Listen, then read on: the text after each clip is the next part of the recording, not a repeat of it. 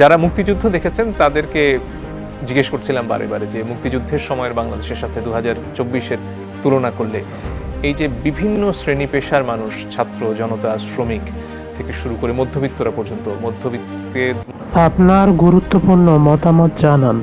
মধ্যে যারা কখনো ঘর থেকেই বের হননি, যারা ঘর সামলাতেন, সেই মায়েরা যখন নেমে এসেছেন, এটার তুলনাটা আপনি কিভাবে করবেন মুক্তিযুদ্ধের সাথে?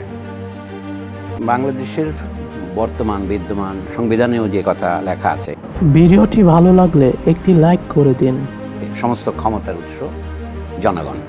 স্প্যানিশ ভাষায় একটা চমৎকার স্লোগান আছে, এল পুয়েবলো ইউনিদো হামাস সেরা ভেনসিদো। আক্ষরিক অনুবাদ হচ্ছে এটা, জনগণ যখন ঐক্যবদ্ধ হয় তখন তারা কখনো পরাজিত হয় না। এল পুয়েবলো ইউনিদো হামাস সেরা ভেনসিদো, people united will never be vanquished. এইটা 1971 প্রমাণিত হয়েছে, এবারও প্রমাণিত হয়েছে। পার্থক্যের মধ্যে এই যে 1971 সাবস্ক্রাইব করে পাশে থাকার অনুরোধ রইল। যারা আক্রমণ করেছিলেন তাদের একটা বাড়তি পরিচয় ছিল, তারা বিদেশি। রাষ্ট্র হিসেবে পাকিস্তানের হলেও তারা পশ্চিম পাকিস্তানি, তারা পূর্ব বাংলার, পূর্ব পাকিস্তানের, বাংলাদেশের জনগণের উপর হামলে পড়েছিলেন এই ভরসা যে তারা তাদেরকে দমন করতে পারবেন। সেবার সশস্ত্র যুদ্ধের মাধ্যমে দেশ স্বাধীন হয়েছিল প্রায় 8.5 মাস পর।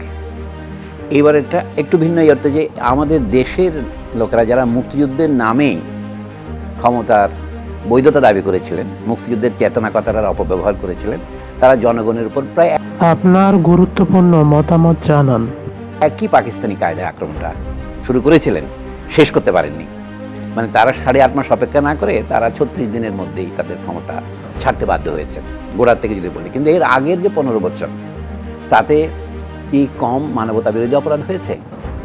জাতিসংঘে যে সমস্ত প্রটোকল আছে, ইন্টারন্যাশনাল কোভেন্যান্ট অ্যাগেনস্ট এই যে civil and political rights violation, সেইগুলো এখানেও বাংলাদেশ ভিডিওটি ভালো লাগলে একটি লাইক করে দিন।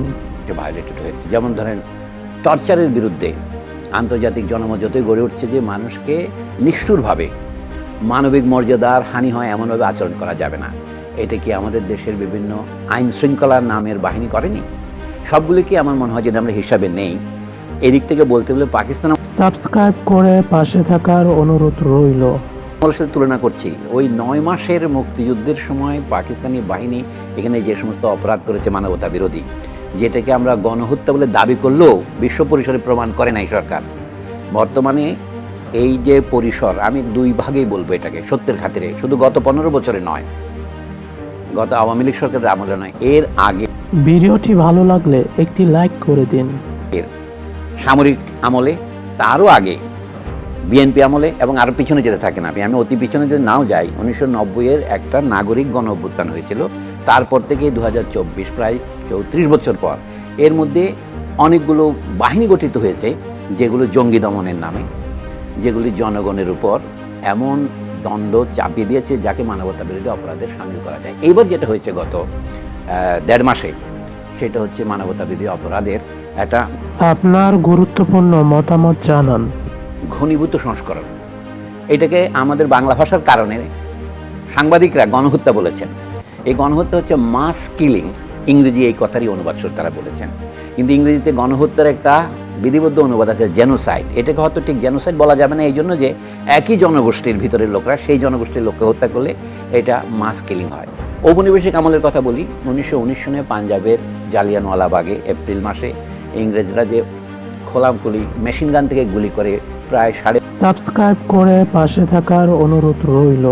1200 মানুষকে মেরেছিলেন, যেটাকে আমরা জালিয়ানওয়ালাবাগ হত্যাকাণ্ড বলি, ওটাকেও গণহত্যা বলে না।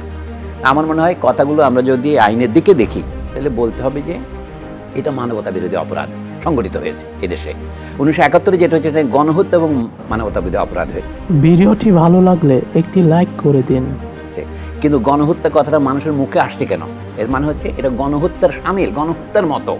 যদি এটা মনে করেন 8.5 মাস যদি এটা চলতো, তাহলে কত মানুষ মারা যেত। এমন ধরুন 5ই আগস্ট সাবেক প্রধানমন্ত্রীর পদত্যাগ পর্যন্ত আমরা একটা অনিশ্চয়তায় ভুগছিলাম যে আরও ম্যাসাকার হবে।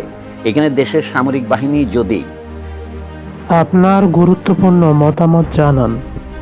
স্তব্ধ হয়ে না যেত, মানে তারা জনগণের পক্ষে আছেন এই ঘোষণা যদি তারা না দিতেন সম্ভবত আরও হত্যাকাণ্ড হতো। কাজেই এটা আমি বলবো 1971-এর যে অভিজ্ঞতা আমাদের তার কাছাকাছি আমাদের নিয়ে গিয়েছিল। তবে পার্থক্যের মধ্যে এই যে 1971-এ যেটা মাত্র 8.5 মাসে হয়েছে, এইখানে গত 15 বছরে এবং তার আগে যদি মনে করেন 34 বছরে আমরা একটা শ্বাসরুদ্ধকর অবস্থায় ছিলাম। একটা উদাহরণ দিলেই বুদ্ধ জিনিসটা সহজ হবে। এই যেমন বাক স্বাধীনতা বলে একটা কথা আছে। বাক স্বাধীনতা হচ্ছে সাবস্ক্রাইব করে পাশে থাকার অনুরোধ রইল। একটা পুরাণ, ইংরেজিতে বলে মিথ, একটা আইডিওলজি। বলা হয়েছে কি প্রধানমন্ত্রী অথবা তার পরিবারের কারো নামে কোনো রকমের কথা বললে সেটা যদি বিবেচিত হয় ডিফেমেশন বা কিছু, তাহলে তাকে যে গুরুতর দণ্ড দেওয়া হবে এবং তাকে ধরে নিয়ে টর্চার করা হবে। এটা একটা যে কোনো নাগরিক সমাজে, বিশেষ করে যে সমস্ত দেশ নিজেকে গণতন্ত্র বলে দাবি করে, সেখানে যারা শাসন ক্ষমতার দায়িত্বে আছেন জনগণের ভিডিওটি ভালো লাগলে একটি লাইক করে দিন। তো দায়িত্ব, কর্তব্য, শুধু অধিকার নয়, তাদেরকে সমালোচনায় রাখা এবং সমালোচনার অংশ হচ্ছে তাদের নিয়ে ব্যঙ্গচিত্র আঁকা। যে পৃথিবীর সব জায়গায় পাঞ্চ ম্যাগাজিন, ক্যারিকেচার, এটা তো কথাই, এখানে ক্যারিকেচার নিষিদ্ধ ছিল, রসিকতা করা যাবে না। সর্বশেষ যে নাটকটা হলো সেটা হলো রাজাকার শব্দ নিয়ে। আমরা জানি পাকিস্তান আমলে যারা পাকিস্তানি সেনাবাহিনীকে সহায়তা করেছেন, যুদ্ধ অপরাধী, মানবতা বিরোধী অপরাধী, তাদেরকে রাজাকার বলা হয়। তাদের নানা রকমের শাখা আছে, আলবদ, আপনার গুরুত্বপূর্ণ মতামত জানান। দর, আল শামস, এগুলো ছিল। কিন্তু বাংলাদেশে যখন দেখা গেল যারা মুক্তিযুদ্ধের নামে ক্ষমতার অধিকারী হয়েছেন তারা যখন এমন কাজ করছেন যা প্রায় রাজাকার তুল্য, তখন মানুষ তাদেরকে রাজাকার বলতেই পারে। অর্থাৎ কথা হচ্ছে লোকের সকালবেলা আমির যেতেন, ফকির সন্ধ্যাবেলা। অর্থাৎ গতকাল যিনি মুক্তিযোদ্ধা ছিলেন তিনি সাবস্ক্রাইব করে পাশে থাকার অনুরোধ রইল।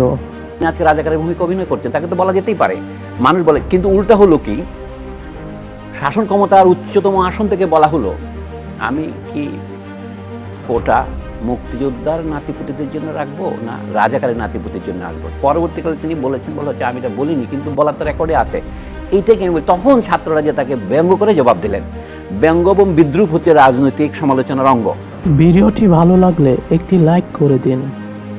বললেন যে না তুমি কে আমি কে, রাজাকার রাজাকার, এটা তো ব্যঙ্গ। এই ব্যঙ্গকে তারা মনে করলো বাচ্চাতে বলা হয়েছে। আমি পরের অংশটাও বাদ পড়ে গেল, কে বলেছে স্বৈরাচার, এই কথা না বলার। এই জন্য বলছি, দেশে যখন গণতন্ত্র থাকে না, যখন স্বৈরতন্ত্র কর্তৃত্ব গ্রহণ করে, তখন সকলের এই দুর্গতি হয় যে ভাষাও নষ্ট হয়।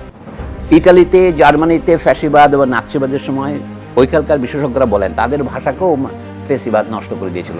এখনও তো আমাদের ভাষাকে প্রায় নষ্ট করার পর্যায়ে তারা নিয়ে গিয়েছিলেন। সেদিক থেকে বলবো 1971-এর পরে আমার কীরকম মনে হচ্ছে বলেন, আজকে আসার সময় 72 সনের ডিসেম্বর, 71 ডিসেম্বর, 72 জানুয়ারিতে যে ধরনের একটা আকাশে বাতাসে মানুষ বলতে কি সবাই এখন সমান হয়ে যাবে, এখনও সেরকম একটা কথা বাজারে আছে। আমি জানি না এটা বাস্তবায়িত কতটুকু হবে না, আমরা সেই একই অভিজ্ঞতার পুনরাবৃত্তি করব।